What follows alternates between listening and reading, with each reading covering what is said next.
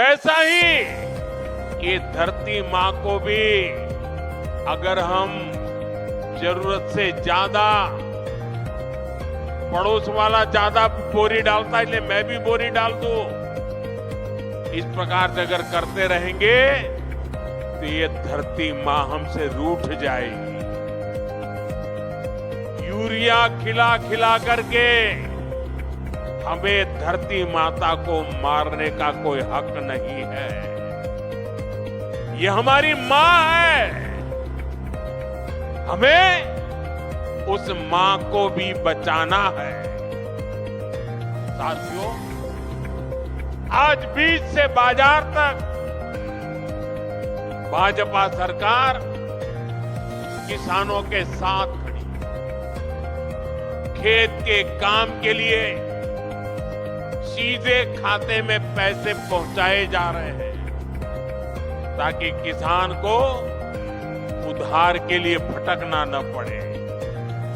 अब तक पीएम किसान सम्मान निधि के लगभग 4 लाख करोड़ रुपए किसानों के खाते में भेजे गए हैं। आंकड़ा याद रहेगा? भूल जाएंगे? 4 लाख करोड़ रुपया मेरे देश के किसानों के खाते में सीधे जमा किए हैं। इसी साल किसानों की मदद के लिए 35,000 करोड़ रुपए की 2 योजनाएं, नई योजनाएं शुरू की है। 35,000 करोड़। पीएम धन धान्य कृषि योजना और दलहन आत्मनिर्भरता मिशन, इससे खेती को बढ़ावा मिलेगा। साथियों, हम किसानों की हर जरूरत को ध्यान रखते हुए काम कर रहे हैं। खराब मौसम की वजह से फसल नुकसान होने पर किसान को फसल बीमा योजना का सहारा मिल रहा है। फसल का सही दाम मिले, इसके लिए खरीद की व्यवस्था सुधारी गई है। हमारी सरकार का साफ मानना है कि देश तभी आगे बढ़ेगा जब मेरा किसान मजबूत होगा, और इसके लिए हर संभव प्रयास किए जा रहे हैं। साथियों, केंद्र में हमारी सरकार बनने के बाद हमने किसान क्रेडिट कार्ड की सुविधा से पशुपालकों और मछली पालकों को भी जोड़ दिया था। किसान क्रेडिट कार्ड केसीसी, ये केसीसी की सुविधा मिलने के बाद हमारे पशुपालक, हमारे मछली पालन करने वाले इन सबको खूब लाभ उठा रहा है। केसीसी से इस साल किसानों को, ये आंकड़ा भी याद रखो, केसीसी से इस साल किसानों को 10 लाख करोड़ रुपए से ज्यादा की मदद दी गई है। 10 लाख करोड़ रुपए। बायो फर्टिलाइजर पर जीएसटी कम होने से भी किसानों को बहुत फायदा हुआ। भाजपा सरकार भारत के किसानों को नेचुरल फार्मिंग के लिए भी बहुत प्रोत्साहन दे रही है। और मैं तो चाहूंगा असम के अंदर कुछ तहसील ऐसे आने चाहिए आगे जो 100% नेचुरल फार्मिंग करते हैं। आप देखिए, हिंदुस्तान को आसाम दिशा दिखा सकता है। आसाम का किसान देश को दिशा दिखा सकता है। हमने नेशनल मिशन और नेचुरल फार्मिंग शुरू की। आज लाखों किसान इससे जुड़ चुके हैं। बीते कुछ सालों में देश में 10,000 किसान उत्पाद संघ एफपीओ बने हैं। नॉर्थ ईस्ट को विशेष ध्यान में रखते हुए हमारी सरकार ने खाद्य तेलों, पाम ऑयल से जुड़ा मिशन भी शुरू किया। ये मिशन भारत को खाद्य तेल के मामले में आत्मनिर्भर तो बनाएगा ही, यहाँ के किसानों की आय भी बढ़ाएगा। साथियों, यहाँ इस क्षेत्र में बड़ी संख्या में हमारे टी गार्डन वर्कर्स भी हैं। ये भाजपा की ही सरकार है जिसने असम के 7.5 लाख टी गार्डन वर्कर्स के जनधन बैंक खाते खुलवाए। अब बैंकिंग व्यवस्था जुड़ने की वजह से इन वर्कर्स के बैंक खातों में सीधे पैसे भेजे जाने की सुविधा मिली है। हमारी सरकार टी गार्डन वाले क्षेत्रों में स्कूल, रोड, बिजली, पानी, अस्पताल की सुविधाएं बढ़ा रही है।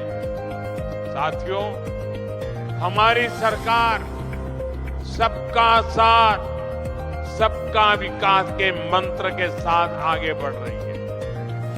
हमारा ये विजन देश के गरीब वर्ग के जीवन में बहुत बड़ा बदलाव लेकर आया है। पिछले 11 वर्षों में हमारे प्रयासों से, योजनाओं को धरती पर उतारने के कारण 25 करोड़ लोग, ये आंकड़ा भी याद रखना, 25 करोड़ लोग गरीबी से बाहर निकले हैं। देश में एक नियो मिडिल क्लास तैयार हुआ है। ये इसलिए हुआ है क्योंकि बीते वर्षों में भारत के गरीब परिवारों के जीवन स्तर में निरंतर सुधार हुआ है। कुछ ताजे आंकड़े आए हैं जो भारत में हो रहे बदलाव के प्रतीक हैं। साथियों, और मीडिया में ये सारी चीजें बहुत काम आती है और इसलिए मैं आपसे आग्रह करता हूं, मैं जो बातें बताता हूं जरा याद रख करके औरों को बताना।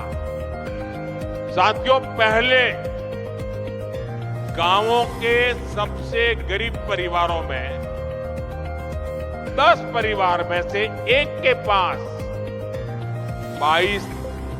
बाइक तक होती नहीं थी। 10 में से एक के पास भी नहीं होती। अभी जो सर्वे आए हैं, अब गांव में रहने वाले करीब करीब आधे परिवारों के पास बाइक या कार होती है। इतना ही नहीं, मोबाइल फोन तो लगभग हर घर में पहुंच चुके हैं।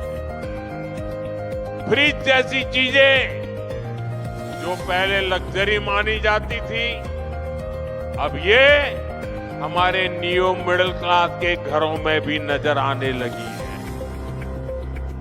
आज गांवों की रसोई में भी वो जगह बना चुका है। नए आंकड़े बता रहे हैं कि स्मार्टफोन के बावजूद गांव में टीवी रखने का चलन भी बढ़ रहा है। ये बदलाव अपने आप में नहीं हुआ। ये बदलाव इसलिए हुआ है क्योंकि आज देश का गरीब सशक्त हो रहा है। दूर दराज के क्षेत्रों में रहने वाले गरीब तक भी विकास का लाभ पहुंचने लगा है। साथियों, भाजपा की डबल इंजन सरकार गरीबों, आदिवासियों, युवाओं और महिलाओं की सरकार है। इसलिए हमारी सरकार असम और नॉर्थ ईस्ट में दशकों की हिंसा खत्म करने में जुटी है। हमारी सरकार ने हमेशा असम की पहचान और असम की संस्कृति को सर्वोपरि रखा है।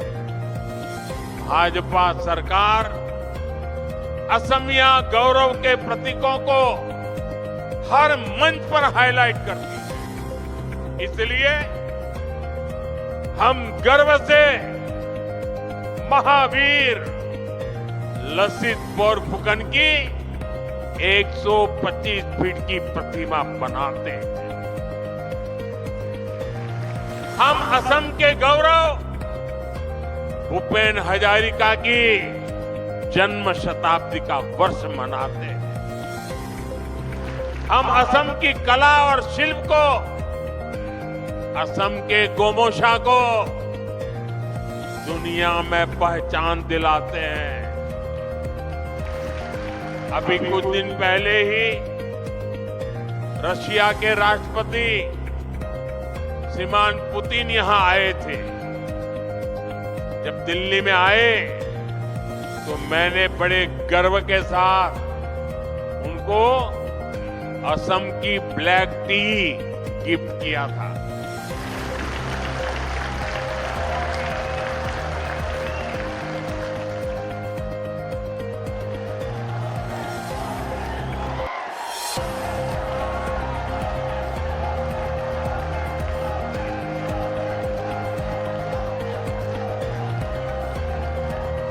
हम असम की मान मर्यादा बढ़ाने वाले हर काम को प्राथमिकता देते हैं। लेकिन भाइयों बहनों, भाजपा जब ये काम करती है तो सबसे ज्यादा तकलीफ कांग्रेस को होती है। आपको याद होगा जब हमारी सरकार ने भूपेन दा को भारत रत्न दिया था तो कांग्रेस ने खुलकर उसका विरोध किया था। कांग्रेस के राष्ट्रीय अध्यक्ष ने कहा था कि मोदी नाचने गाने वालों को भारत रत्न दे रहा है। मुझे बताइए, ये भूपेन दा का अपमान है कि नहीं है? कला संस्कृति का अपमान है कि नहीं है?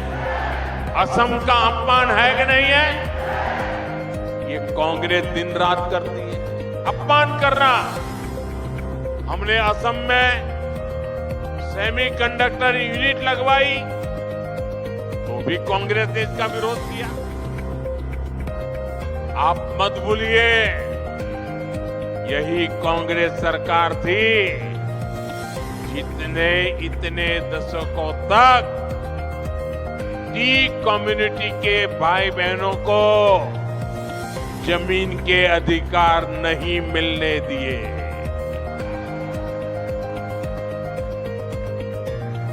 बीजेपी की सरकार ने उन्हें जमीन के अधिकार भी दिए और गरिमापूर्ण जीवन भी दिया। और मैं तो चाय वाला हूं, मैं नहीं करूंगा तो कौन करेगा?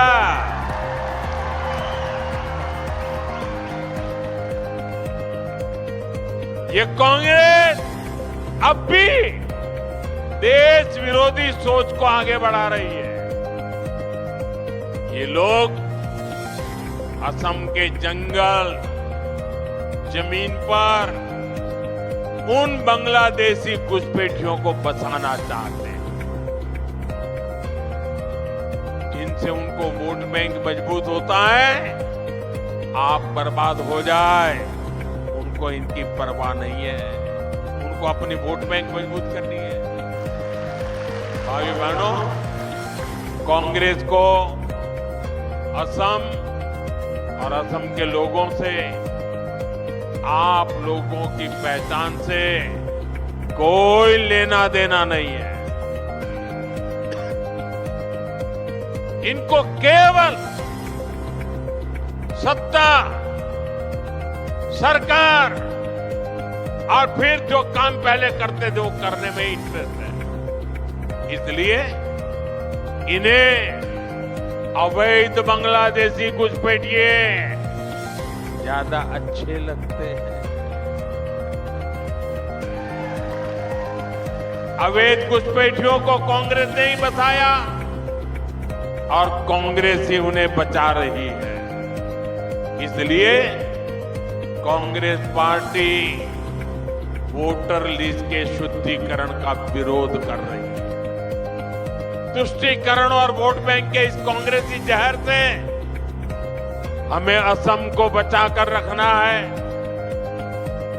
मैं आज आपको एक गारंटी देता हूं, असम की पहचान और असम के सम्मान की रक्षा के लिए भाजपा, बीजेपी फौलाद बनकर आपके साथ खड़ी है।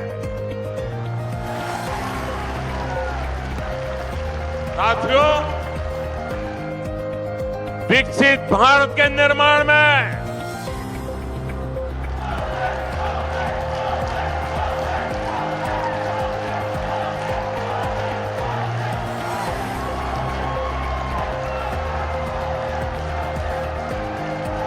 आपके आशीर्वाद यही मेरी ताकत है। आपका ये प्यार यही मेरी पूंजी है। और इसीलिए पल पल आपके लिए जीने का मुझे आनंद आता है।